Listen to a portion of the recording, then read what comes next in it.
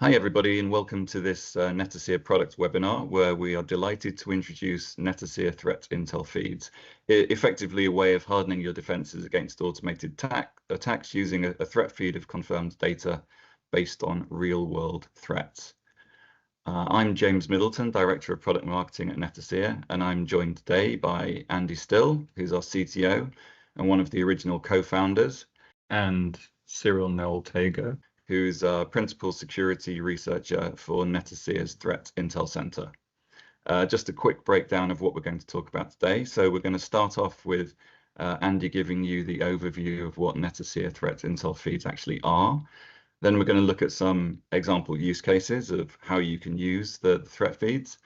And then Cyril's going to talk us through Netacea's approach to understanding automated attacks and the BLADE framework, which is the business logic attack definition framework that Netacea came up with and is now used industry-wide, and talk about how that influences how we build a better defense for our customers. And then finally, we've got some use cases of threat intel feeds in action.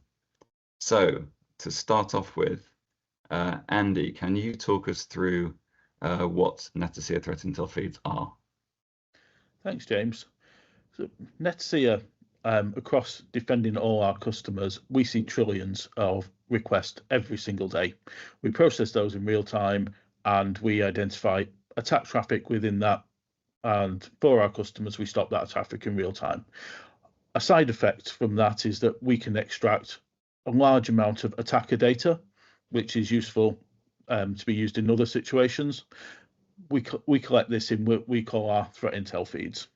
So threat intel feeds are based on what is confirmed real-world attackers that we have seen and stopped. We aggregate those across many thousands of different data points. So we're protecting some of the world's biggest websites out there across many different industry verticals, geographically distributed attackers.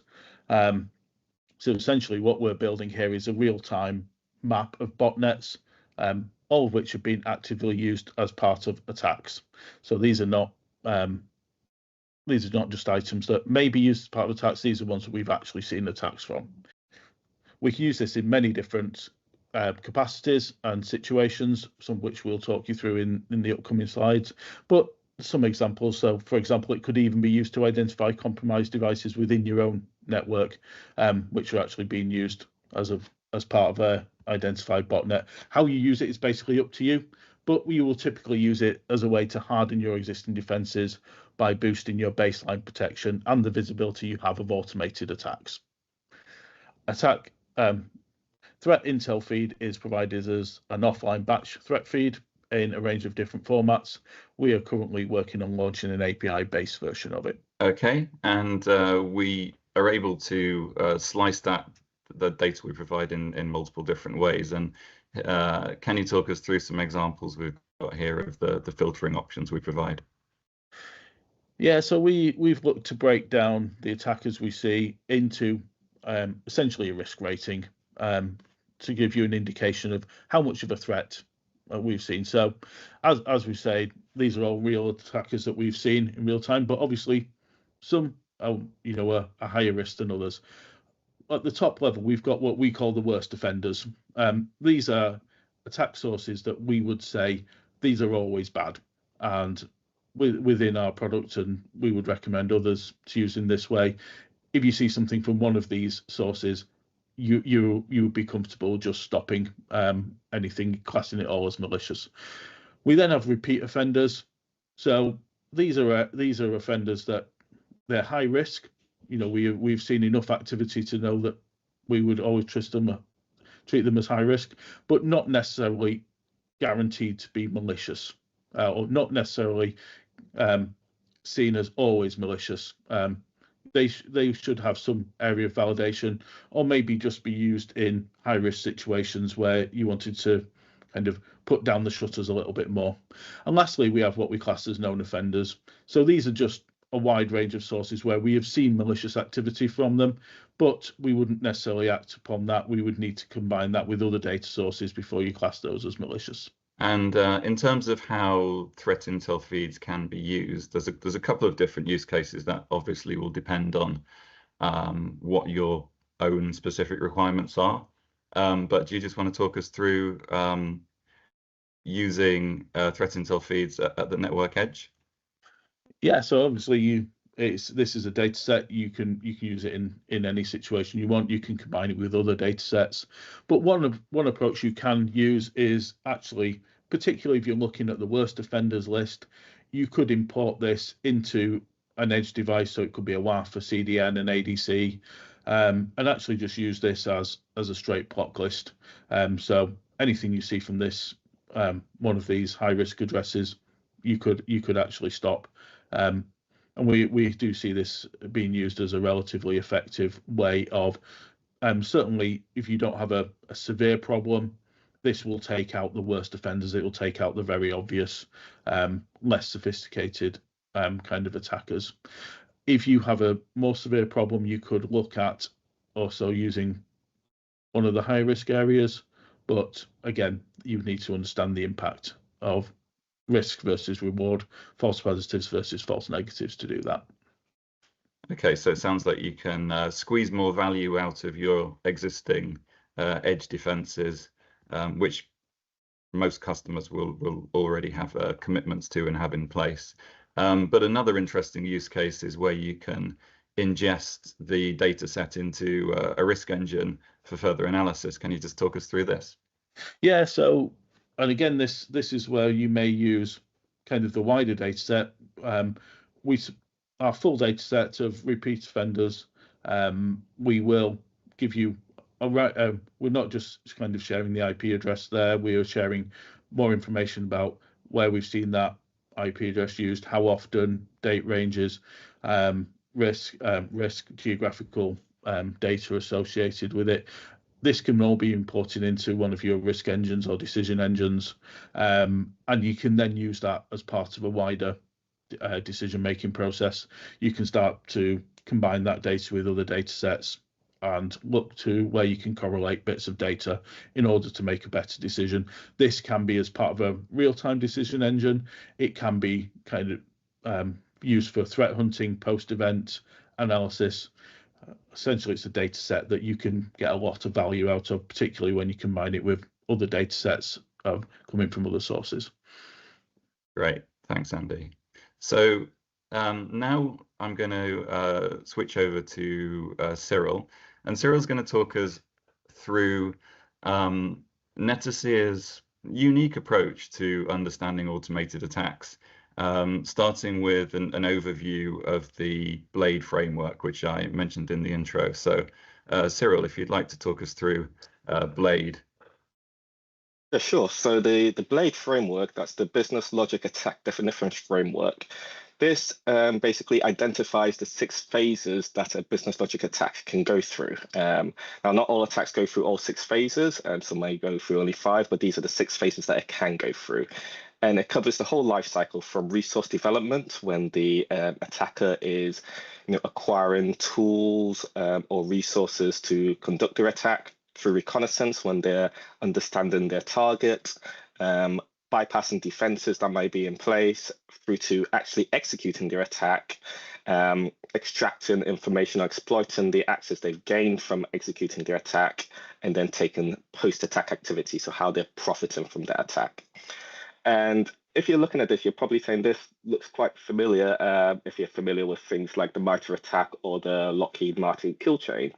And those are well-established, really useful cybersecurity frameworks.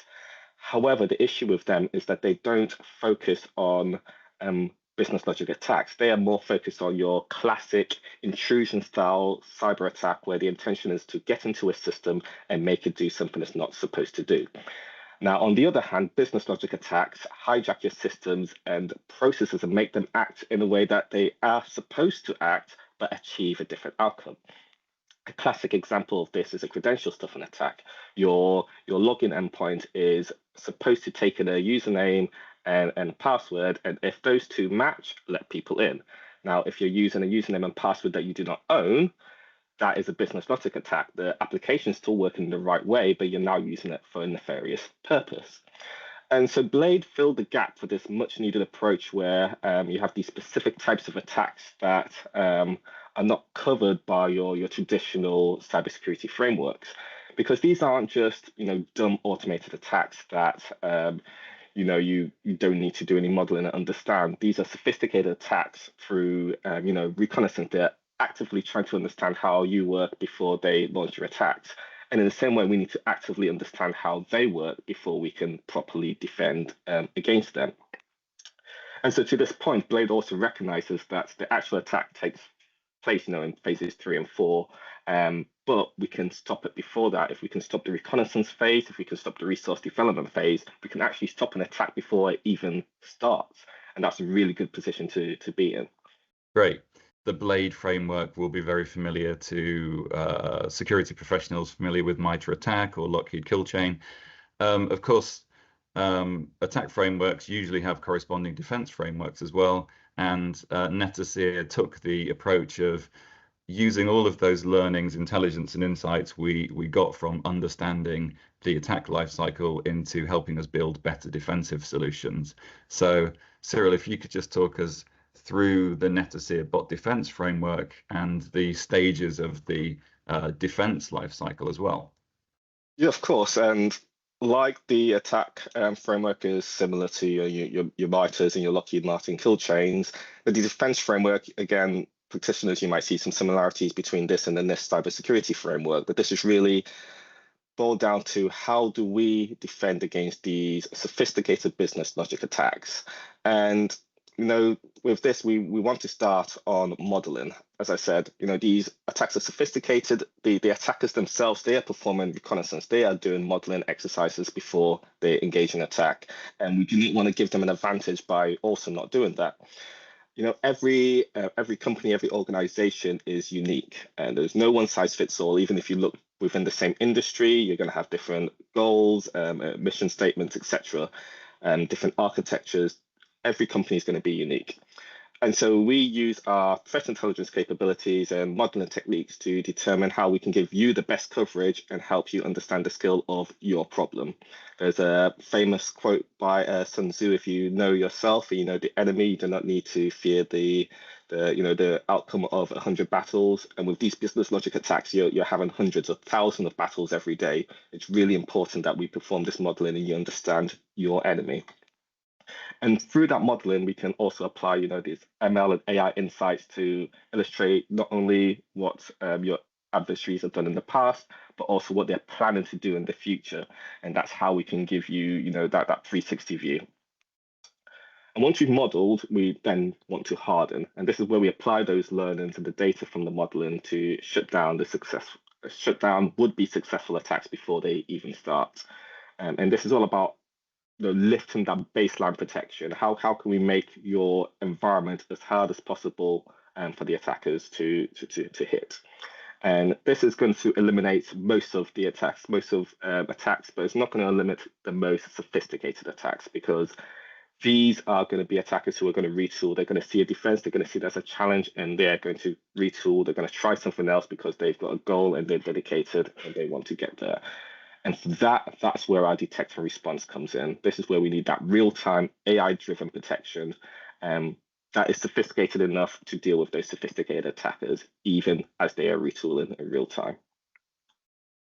Okay, and in terms of how our two frameworks align, this is just a quick slide to show you with BLADE and the attack stages across the top, and down the side we have the Netacea bot defense framework and the 3 defense stages that Cyril's just talked through.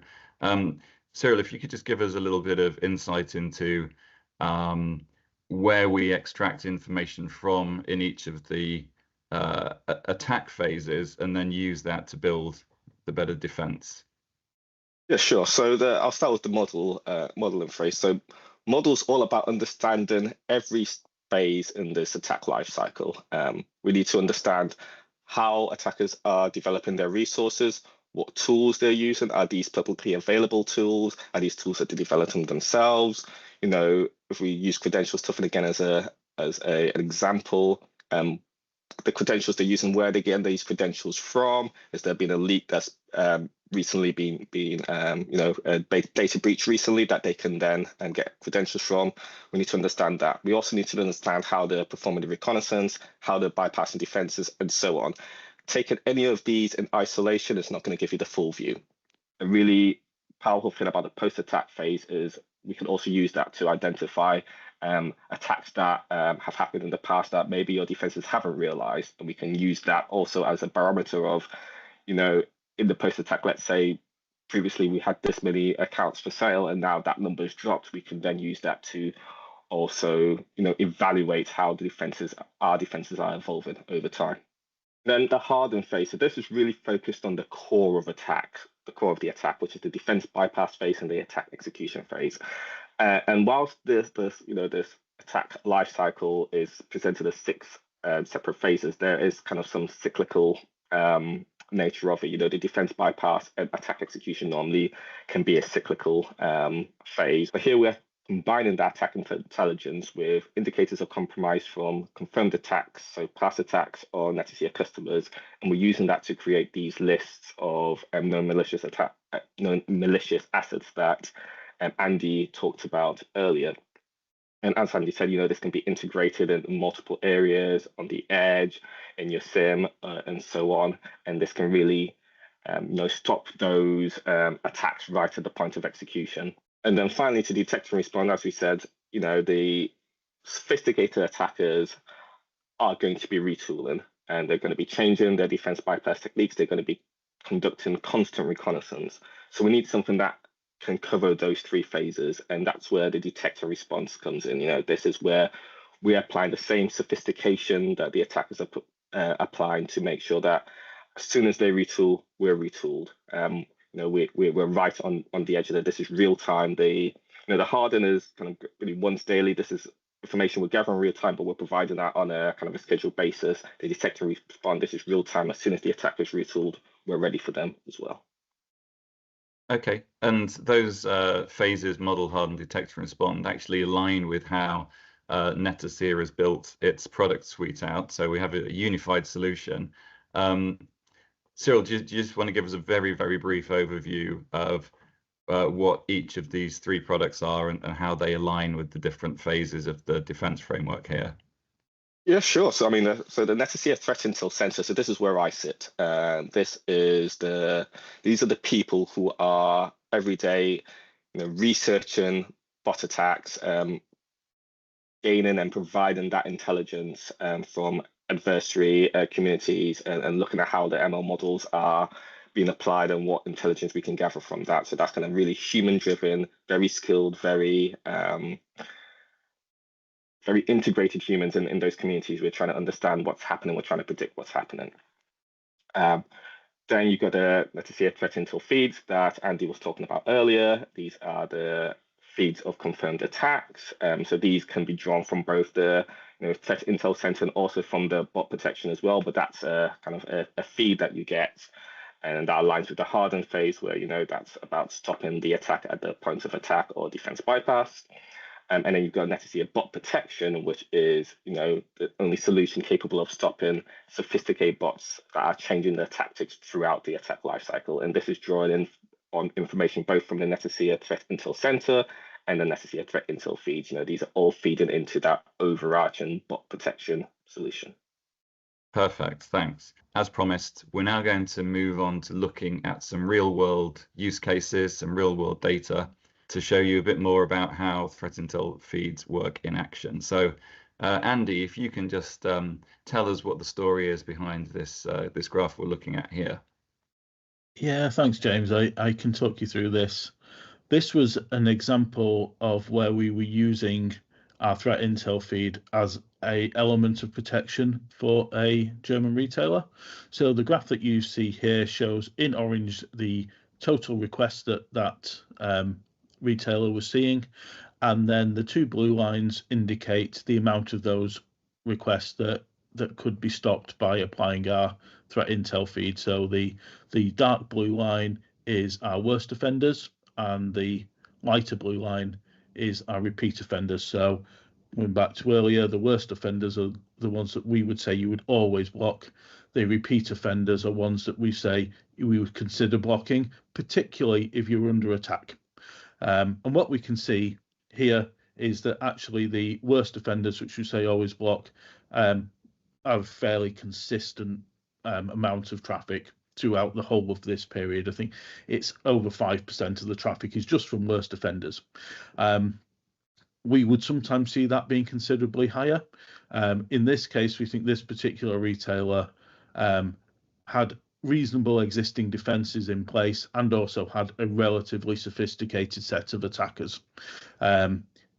If those aren't the case, if this is a site that maybe isn't targeted as much, often applying that worst offenders role can be enough, because you're just taking out the level of sophistication of bots there is so low that applying that will get rid of your problem.